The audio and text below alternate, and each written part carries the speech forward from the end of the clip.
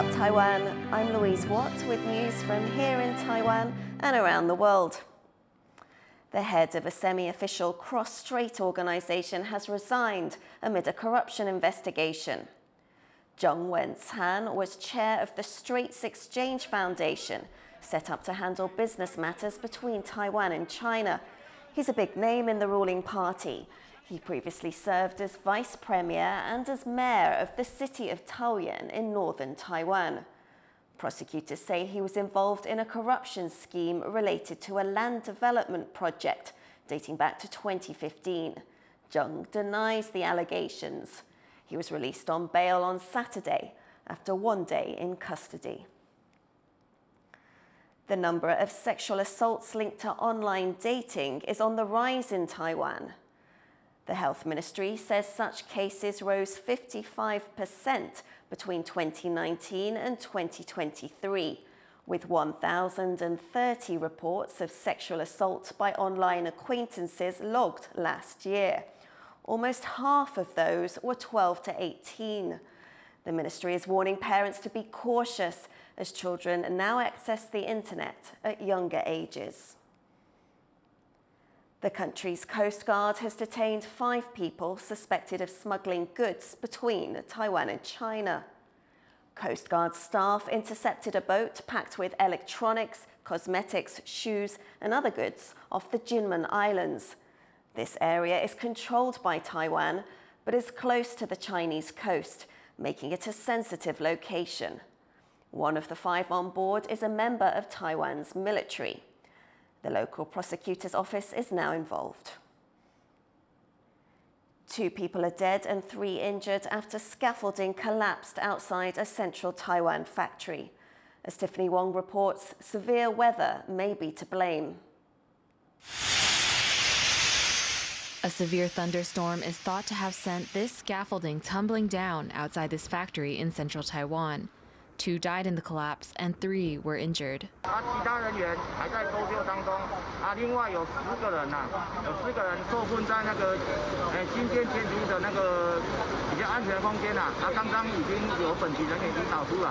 The dead and injured all worked for the factory's owner, integrated circuit maker Formosa Advanced Technologies. Many were coming into or getting off from work at the time of the collapse. 目前我们已经有派出我们的主管去关怀，也去安慰我们已经过世的这个过世的员工的家属还有去看顾我们这个已经受伤的同仁。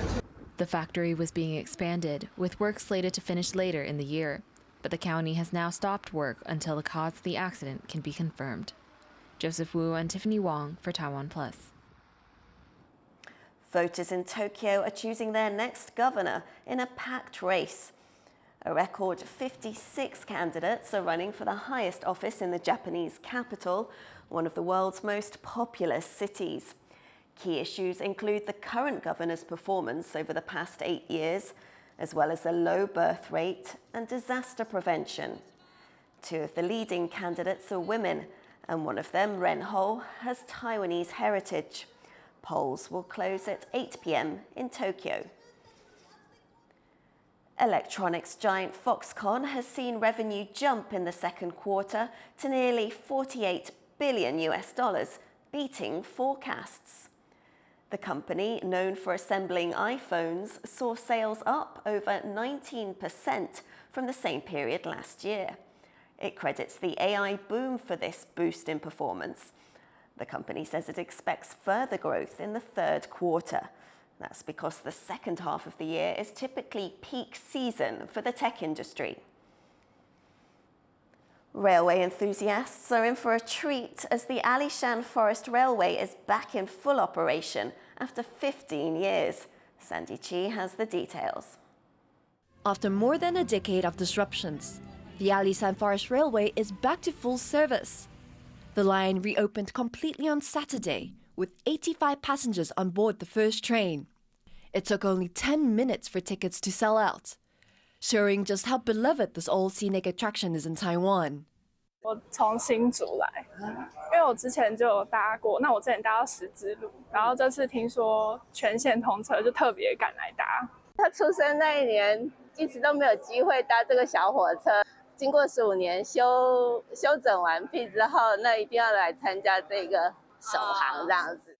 The Alishan Forest Railway opened in 1912, at first to transport the now endangered Taiwan cypress down a mountain from logging camps above.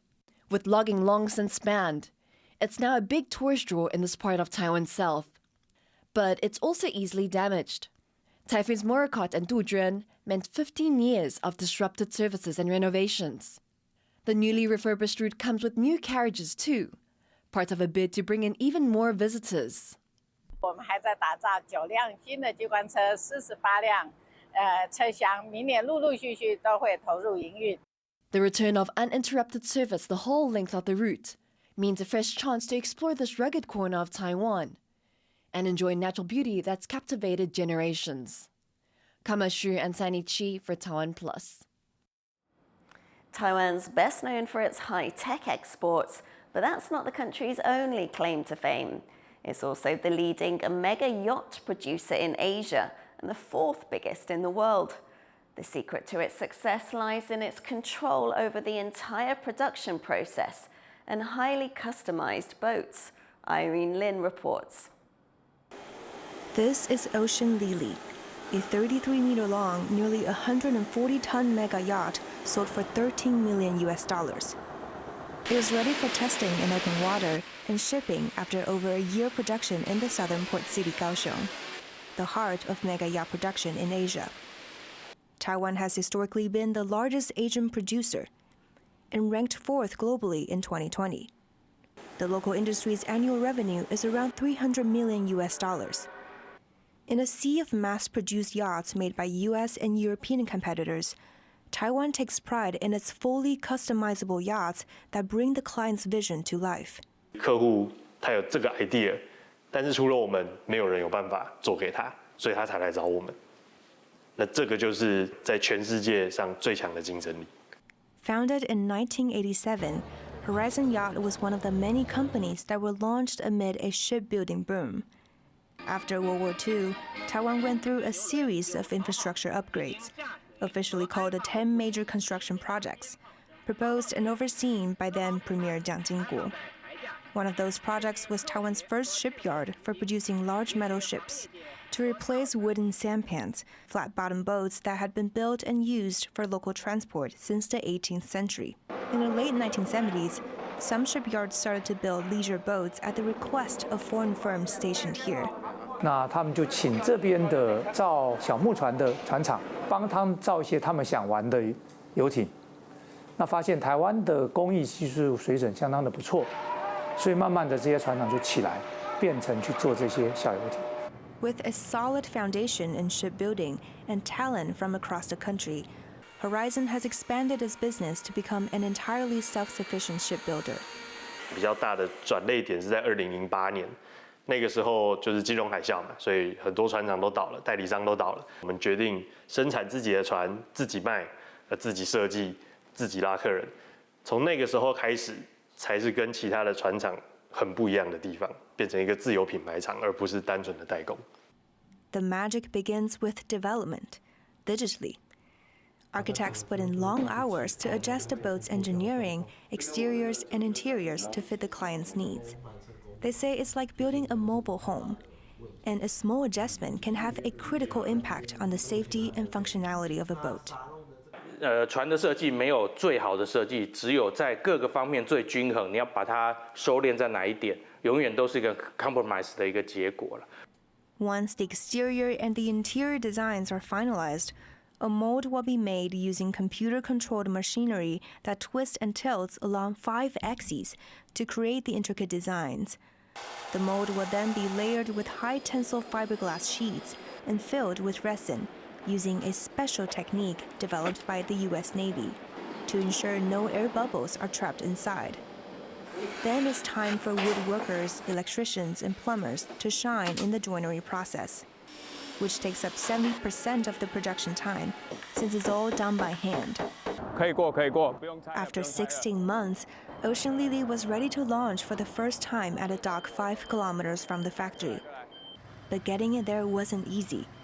It was a meticulous process that allowed no room for mistakes.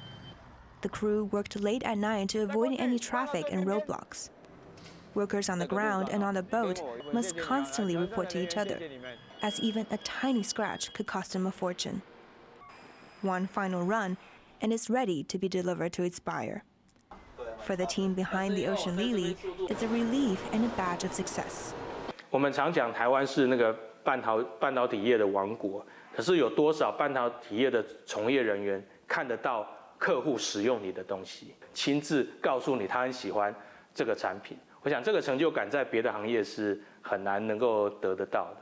While Taiwan's tech still takes the main stage, Mega-Yacht designers and builders are forging their own path to fame. James Lin and Irene Lin for TaiwanPlus. Higher summer electricity bills and produce prices continue to drive up Taiwan's consumer price index. The index, which measures the average price of consumer goods, rose to 2.42% in June. That was a 4-month high. The figure continues to surpass the government's 2% inflation warning mark. Price drops for some items, like eggs and milk, have slightly offset the increase. Almost everything people buy in Taiwan is made from plastic or packaged in it.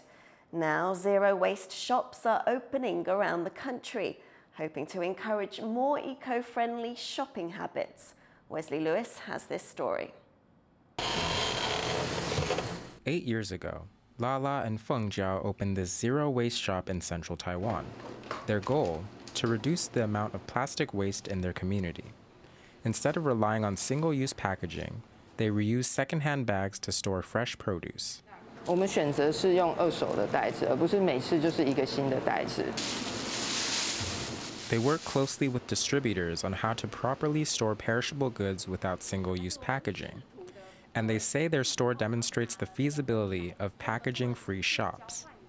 我们跟生产者有一个很紧密的关联，就是我们先去跟生产者讨论说，你这样子一个产品的特性适合放在怎么样子的地方保存，因此生产者也会去思考说，对，我好像不是只有包装贩售的这个选项。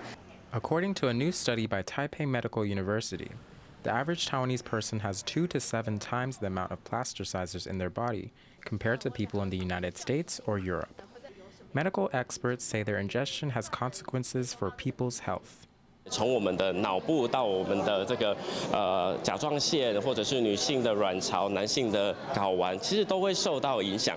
Another package-free shop in southern Taiwan has been providing university students with a healthy, eco-friendly way to shop. 假如你有带容器的话，就可以使用你的容器；没有的话，就可以使用我们的二手容器。这样，对，我们都是称重的。Even though zero-waste stores have gotten rid of packaging, green business experts say they still face obstacles when it comes to competing with ordinary retailers. 消费者对于无包装商店所贩售的商品，既定的一些想法，其实是会觉得应该要更便宜啊，应该是要便宜的啊，都已经少了包装了。应该价格可以再更低廉，但其实因为目前无包装的商店的规模其实都偏小，所以呢，在进货成本是无法像是一般零售业者这样子的可以更往下压低的。Zero-waste stores in Taiwan also deal with the region's hot and humid climate, which causes improperly stored goods to spoil quickly. But in recent years, things have been looking up. The first zero-waste store in Taiwan opened its doors in 2015. And now there are over 30 of their kind across the country. It's a positive sign for Taiwan, where plastic bags and packaging are used in almost every product. With a growing number of these stores popping up, Taiwan may be making headway on its plastic waste problem. John Su and Wesley Louise for TaiwanPlus. Thank you for watching What's Up Taiwan. Finally, we're going to play out with some images of the opening of this year's Hot Air Balloon Festival in eastern Taiwan's Taidong County. I'm Louise Watt. Take care. We'll see you next time.